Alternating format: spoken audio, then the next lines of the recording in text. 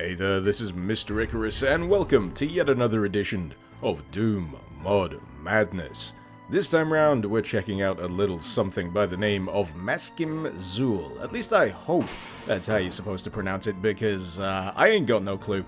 It's a strange-looking word when you see it spelled out. But anyway, this is a collection of maps, first of which taking place in a tech base with amusingly broken switches, before taking you on a journey into more, let's say, Lovecraftian territory. But one of the more interesting things about this opening section here is that it's pretty much devoid of enemies. The only real thing you'll be contending with are lasers, really.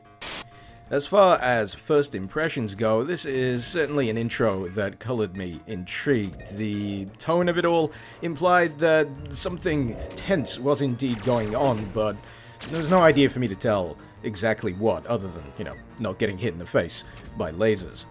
It's certainly a bold decision to have an opening such as this where the player doesn't really get their hands on anything with which they can defend themselves. You can't fight back against those turrets, all you can do is dodge, and it does plant that seed in the back of your head where you're thinking, well, what happens if I do end up in a situation where I have to defend myself? And it's a nice method of building some kind of tension.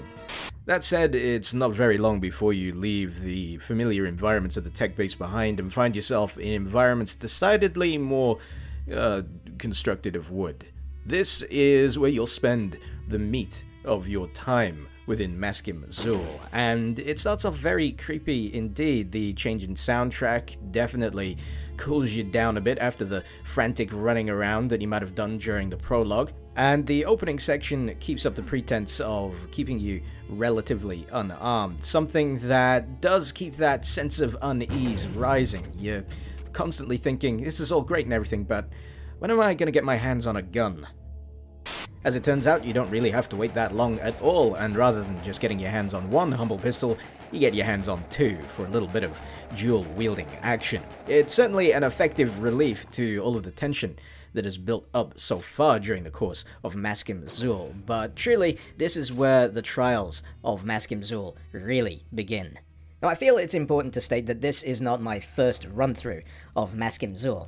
Well, it's certainly my first successful attempt. I've tried multiple times in the past to get into this collection of maps, and at various points I've fallen foul of various kinds of frustration, prompting me to move on to more immediately entertaining maps. But the recent revelation that this was the recipient of a CAC award has prompted me to come back to it and give it the old college try. And I think I've come to an inescapable conclusion when it comes to me and Maskim Xul. I think I hate it.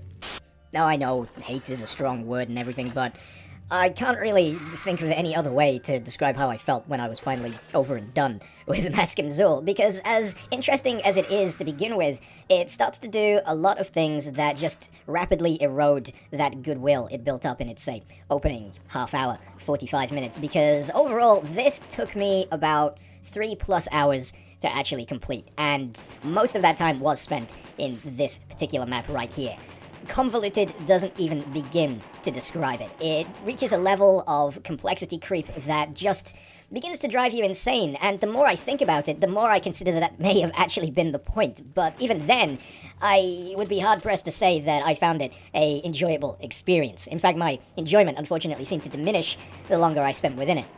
Now, don't take this to mean that I think Maskim Xul is comprehensively awful through and through. That's not true. There are elements to this that are admittedly impressive. It's hard not to look at the overall layout and construction of Maskim Xul and not be impressed. It is certainly one heck of a creation. The trouble is, this is a creation that is a little bit too big for its own boots.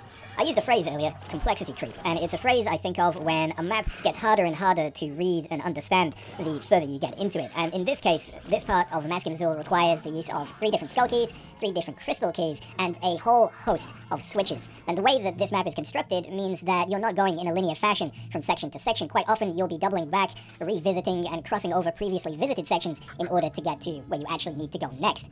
Quite frankly, it is dizzying, disorientating, and frustrating.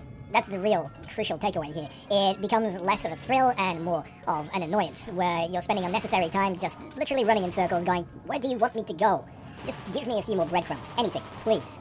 There is a positive example of being dizzied and disorientated within Maskim Xul, though. There's this isolated section that I actually think's really, really neat. You wander in, you hit a switch on the wall, and boom, you have flipped the room, and it forms the basis for this interesting little puzzle segment. There's no enemies to deal with. Instead, it's up to you to figure out how best to rotate and navigate this environment to reach the other end and deal with whatever nasty thing is lurking there. It's certainly one of the sections of Maskim Xul I remember a hell of a lot more fondly. I do recall it actually being a section that got me quite frustrated the first few attempts, but that was largely down to it making me feel dumb because, the whole point of a puzzle is you've got to work for the solution, and it really is a section that relies on your powers of observation. Another section that I've come around to thinking was actually pretty neat was this one right here, which is technically a secret. You run around the level of Maskim Xul, activating various symbols that some of you may recognize from the Binding of Isaac, and it allows you to access the spellbook, which essentially functions like a BFG in terms of effect on the enemies. The only kicker being that every time you use it, it does in fact damage you. And this section does continue on for some time. It's essentially a test of worthiness. Those enemies spawn in increasing numbers and increasing variety, and you've got to intelligently manage your use of the book alongside the medkits that are scattered throughout the arena here. What I didn't figure out, however, and something that did cause me a little bit of annoyance, was that once you carve yourself enough of a path through these, it is entirely possible to get out of this section early, but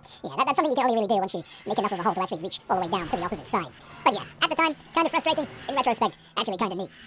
If I had to pinpoint the singular moment in Maskim Xul where it comprehensively broke me, I would say that it would be this section right here. And on the surface of things, it doesn't really look like all that big of a deal. It's a gap, you can cross it, you can easily get across from this side to that side without any problem whatsoever, but the other side requires a bit of advanced maneuvering, and my real bugbear with this is it's just annoying and wide enough to convince you that it's not doable. Jumping is disabled, by the way, and you don't have quite enough of a run-up to give you the momentum you need to cross it through conventional means. Instead, you've got to rely on a little bit of strafe jumping. Now, for those of you that don't know, strafe jumping is a technique of movement you can use to give yourself more momentum and allow you to cross bigger than normal gaps. It's something I would call an advanced technique because it's something you very, very, very seldom have to employ in the course of, well, any map in particular, really.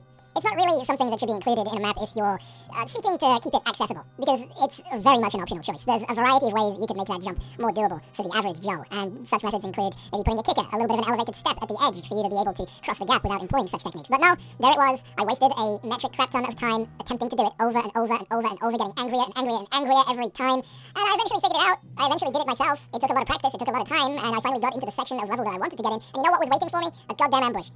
You can see how much health I have right now. I didn't take it very well. You could say from that point onwards, I was just in a state of perpetual annoyance. Anything from that point onwards was just an additional kick to the nethers. And one of the bigger ones is the realization that after having located the exit to the map I was on, I still had yet another map to get through. Granted, it wasn't anywhere near as complex as what I'd been dealing with, but oh my giddy Aunt Nora riding on a unicycle backwards, did they up the bullshit. How exactly did they up the bullshit? Archviles. Archviles. How many archviles? Too many archviles. Look at all the archviles. Too many archviles. Too many archviles.